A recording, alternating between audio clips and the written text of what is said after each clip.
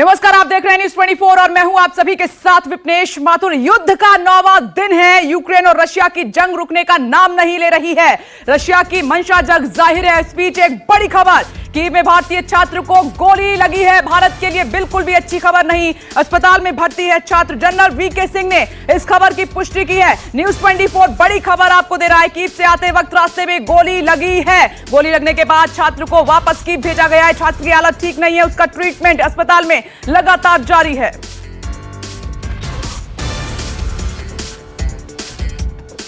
हमला चल रहा है, लड़ाई है। हर लड़ाई बेहवा होती है।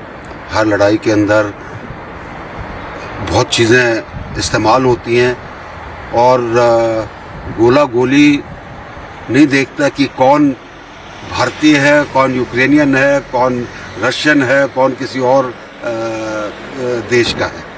तो बेहवा तो होना है। ऐसे के अंदर हम हमेशा इसी उसमें रहते हैं कि किस तरह अपने बच्चे सुरक्षित निकालें। कुछ हमारे खार्किव के अंदर एक दो बच्चों का नुकसान भी हुआ है। अभी आज मेरे ख्याल से खबर आई थी कि कीव के अंदर एक बच्चा जो आ रहा था उसके भी गोली लगी। वो आके उसको कीव ले गए फिर दोबारा रास्ते में से। ये लड़ाई के अंदर तो होगा। नागरिक उड्डयन राज्य मंत्री वीके सिंह को आप सुन रहे थे। उन्होंने इस खबर की पुष्टि की है। भारत के लिए बिल्कुल भी अच्छी खबर नहीं है। जंग के बीच डेप्यूटी एडिटर संजीव त्रिवेदी मेरे साथ मौजूद हैं इस वक्त इस खबर पर।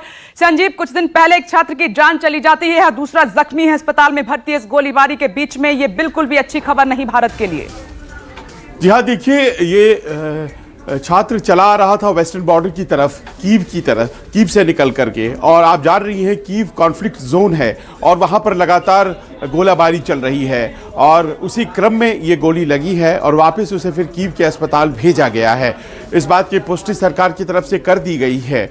और एक छात्र जो मारा गया, नवीन, जो कर्नाटक से ताल्लुक़ रखता था, अभी भी उसका शव नहीं आ पाया है खार्किव से, क्योंकि बहुत मुश्किलें हैं वहाँ पर। लड़ाई लगातार भीषण लड़ाई जारी है और यह दूसरी अब ये खबर आ गई है जिसमें गोली लगी है। उसकी स्थिति कैसी है, क्या वो खतरे से बाहर, ये तमाम बातें हैं जिस पर अभी जानकारियां आनी बाकी हैं। जी संजीव, इन हालातों में अपनों को कैसे निकाला जाए, ये बड़ा सवाल। इस बीच एक और सबसे बड़ी खबर, 9वें दिन युद्ध के बीच सबसे बड़ी खबर न्यूज़ 24 आपको दे रहा है। न्यूक्लियर प्लांट पर हमला हुआ है।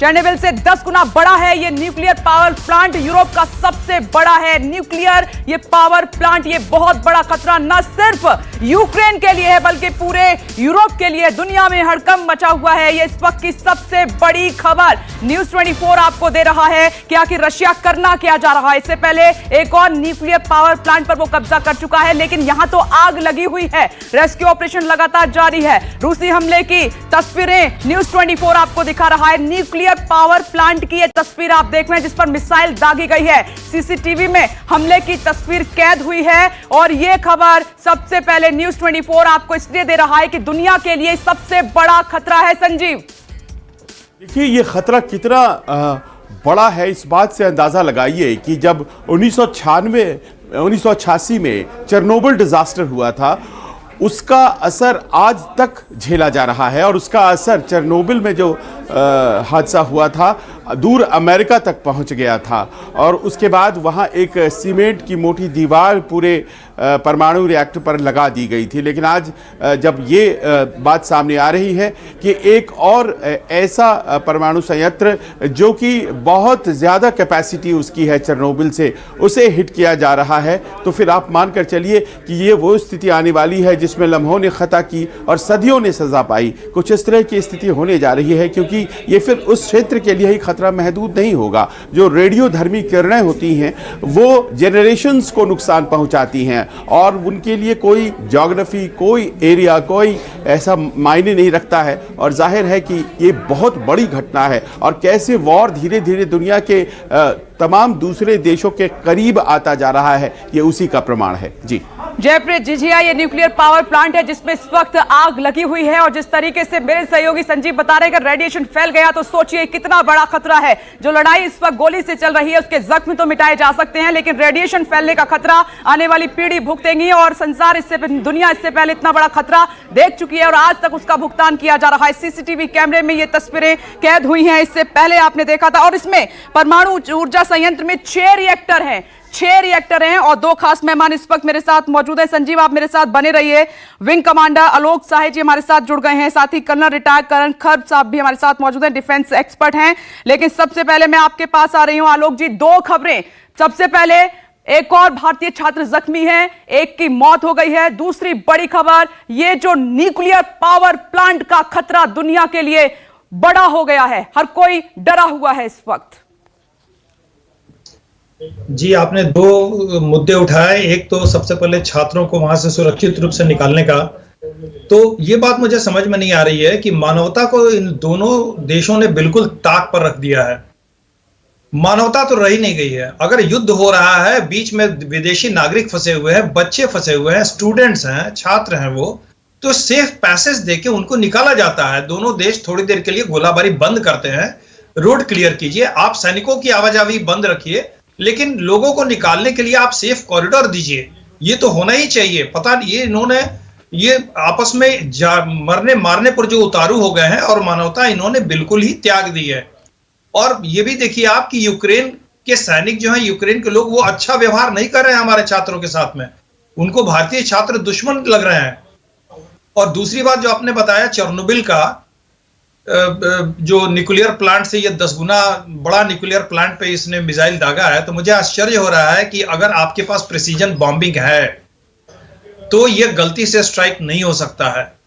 आपकी मंशा क्या है? अगर इस तरह से आप न्यूक्लियर प्लांट पे आप मिसाइल दाग रहे हैं तो ये अच्छी बात नहीं है। या तो आप कहिए कि उस न्यूक्लियर प्लांट से न्यूक्लियर वेपन बना रहा था यूक्रेन, इसलिए हम वहां आक्रमण कर रहे हैं, ऐसी तो बात है नहीं।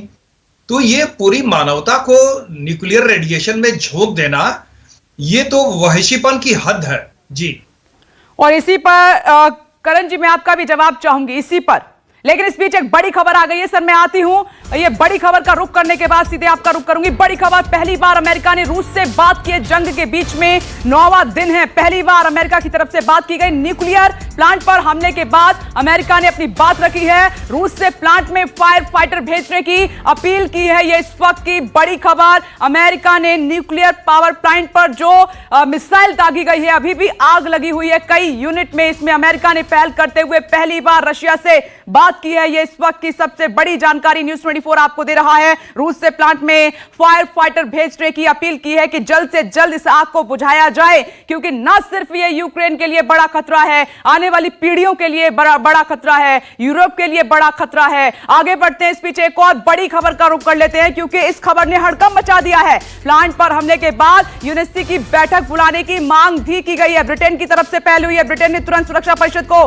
बैठने को कहा है। न्यूक्लियर प्लांट पर हमले के बाद दुनिया में हड़कंप मचा हुआ है। इसका जो जख्म है पहले से ही दुनिया झेल रही है, और अगर एक और ऐसा ही जख्म मिलता है तो सोचिए कि इसका असर कितना बुरा होगा। तो इस वक्त यूक्रेन की चिंता बड़ी नहीं है, बल्कि यूरोपीय देशों की भी चिंता बड़ी है, दुनिया की भी बड़ी चिंता है। सीसीटीवी हमले में और उस हमले की न्यूक्लियर पावर प्लांट में जो आग लगी हुई है, उसकी तस्वीर न्यूज़ 24 आपको दिखा रहा है। यूएनएससी की बैठक बुलाने की मांग ब्रिटेन की तरफ से की गई है कि जल्द से जल्द सुरक्षा परिषद की बैठक इस पर बुलाई जाए। और संजीव, डेप्यूटी एडिटर संजीव त्रिवेदी लगातार मेरे साथ बने हुए हैं। संजीव, इस खतरे को न सिर्फ यूक्रेन फील कर रहा है, बल्कि यूरोपीय कंट्री के साथ साथ दुनिया महसूस कर रही है कि यह खतरा कितना बड़ा पैदा कर दिया है रशिया ने, जिसको कहा जाता है क्लियर और प्रेजेंट डेंजर दुनिया के लिए। ये वही उदाहरण है। आप देखिए, अभी तक कल हम लोग बात जब कर रहे थे तो ये जो वॉर था वो रशिया और यूक्रेन के बीच था, और ये जो थिएटर ऑफ वॉर था वो यूक्रेन के भीतर था। लेकिन अब देखिए उसके जो नताइज हैं, उसके जो असर हैं, वो कितनी दूर तक फैल सकते हैं। और वो जो डर है, उसी डर ने आज की तारीख में यूके के प्रधानमंत्री बोरिस जॉनसन को मजबूर किया है ये मांग करने के लिए कि यूनाइटेड नेशन सिक्योरिटी काउंसिल की बैठक बुलाई जाए और इस बात पर चर्चा की जाए। इस युद्ध को रोकना बहुत ज़रूरी है। और साथ ही साथ ये भी अमेरिका की तरफ से मांग की जा रही है कि आप यूक्रेन में वो जो पावर प्लांट है, जो न्यूक्लियर पावर प्लांट है, वहाँ पर आप व्यवस्था करें।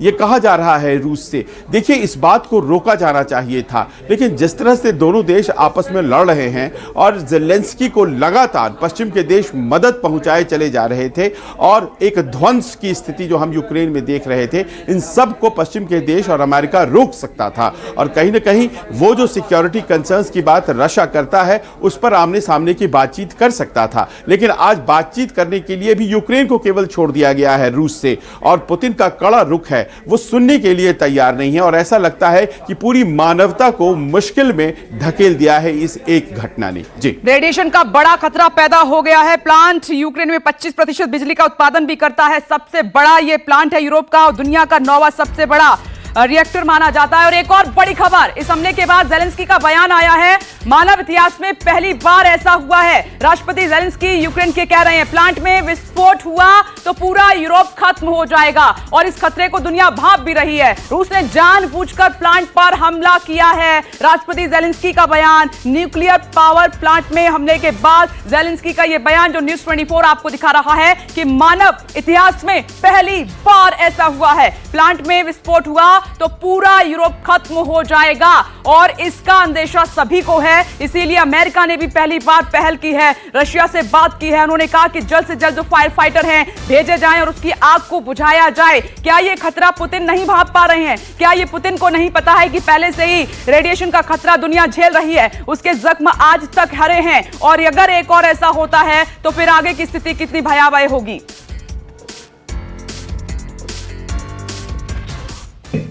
Погрожували всі, ми пам'ятаємо, засипати світ ядерним попелом. Тепер це не загроза, тепер це реальність. І ми не знаємо, чим закінчиться пожежа на станції, коли буде вибух, або коли його не станеться, дай Боже.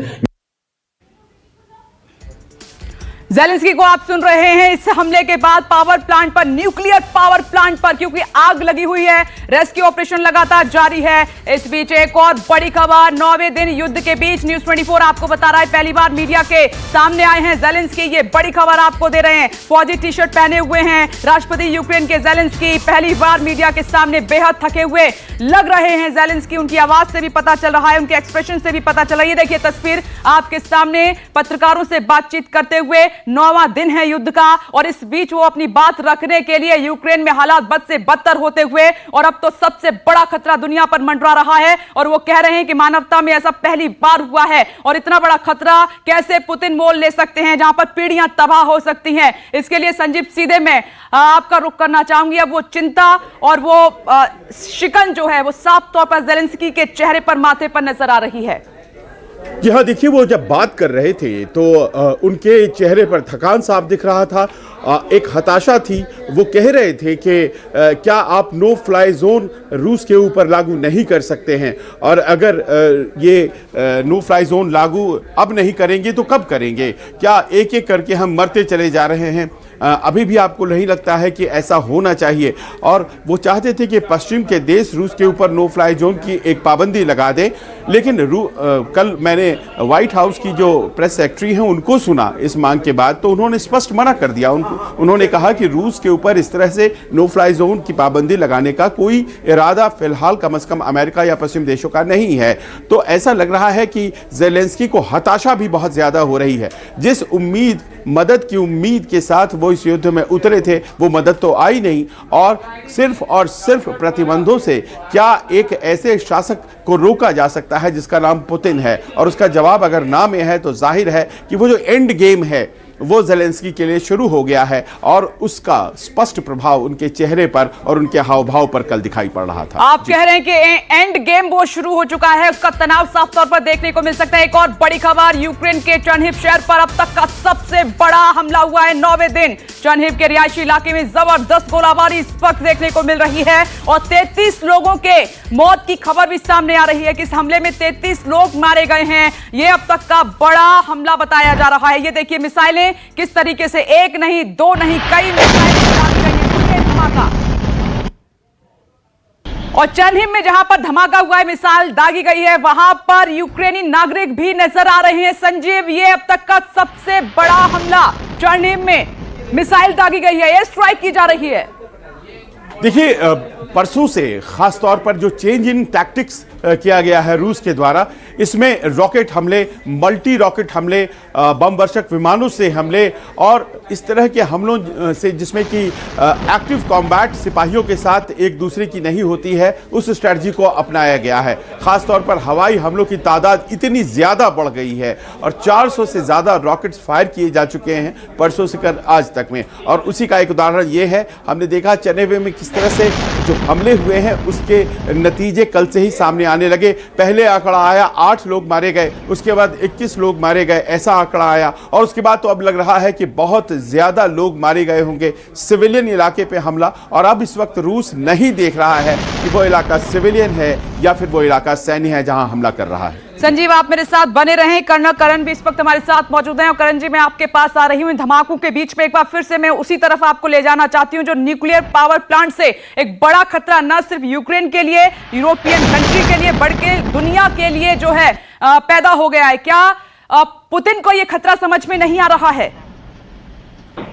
नहीं, ये इसमें ऐसी कोई बात नहीं है कि पुतिन की समझ में नहीं आ रहा। पुतिन हर रोज देखिए उसका एस्केलेशन होता जा रहा है, उसकी आवाज में, उसकी बुलंदी में हर रोज बढ़ावा हो रहा है। एक तरह से हर रोज इजाफा करके वो कह रहे हैं न्यूक्लियर वॉर होगा, न्यूक्लियर वॉर होगा। और फिर जब तक नाटो देश इसकी मदद करना शुरू कर देंगे तो न्यूक्लियर को न्योता दे रहे हैं। इसलिए मैं नहीं समझता कि ये गलती से विस्फोट हुआ है, गलती से वहां पे कोई मिसाइल दागी गई है। ये मैं समझता हूं एक तरीके से एक इनडायरेक्टली न्यूक्लियर स्ट्राइक है, एक दबी हुई आवाज में, ताकि उसको रूस को कोई सीधा ब्लेम ना कर सके। और इस पावर प्लांट पे, न्यूक्लियर पावर प्लांट पे जो विस्फोट किया है, ये बहुत ही घातक होगा।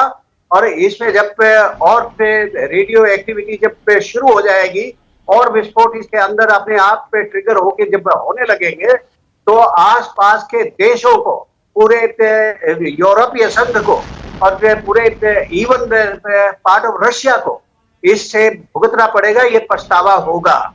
और ये जिम्मेवारी और कोई नहीं ले सकता। ये जिम्मेवारी चाहे एक्सेप्ट करे चाहे रिजेक्ट करे, ये पुतिन की जिम्मेवारी है। और इसमें एक इंडिया का जो स्टेट है, जैसे कि न्यूज आ रही है कि इंडिया के हमारे छात्रों को यूक्रेन की तरफ से काफी हताश किया गया, काफी उनको उसमें रोका भी गया और पीटा गया, उनके साथ में बदसलूकी करी। वो एक कारण है उसका, पॉसिबल है ये किया होगा यूक्रेन की लोगों ने, क्योंकि इंडिया जब एब्सटेन करता है यूएनजीए में, तो यूक्रेन को लगता है कि उनका साथ नहीं दे रहा, भारत रूस का साथ दे रहा है।